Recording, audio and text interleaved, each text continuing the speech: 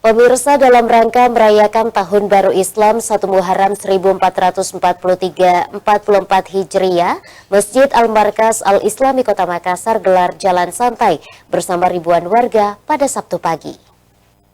Hangus ya. 942 hangus.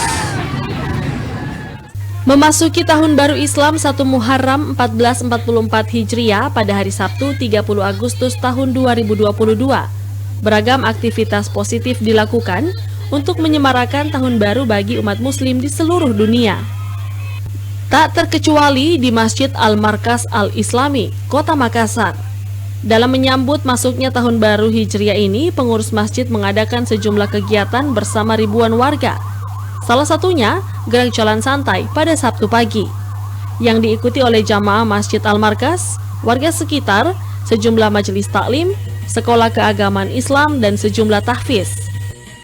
Dalam rangka menyemarakan 1 Muharram, ya kami dari pengurus Masjid Al-Markas Al-Islami itu berpartisipasi menyemarakan itu acara gerak jalan santai. Kami lakukan dengan tetap kita untuk menghibur masyarakat, mengucapkan terima kasih atas partisipasi mereka. Kami adakan pengundian door prize. Masyarakat menyambut baik diadakannya kegiatan tersebut. Salah satu peserta gerak jalan santai, Pipit, mengatakan, seharusnya bukan hanya Tahun Baru Masehi saja yang selalu dirayakan, akan tetapi perayaan juga patut dilakukan saat Tahun Baru Islam.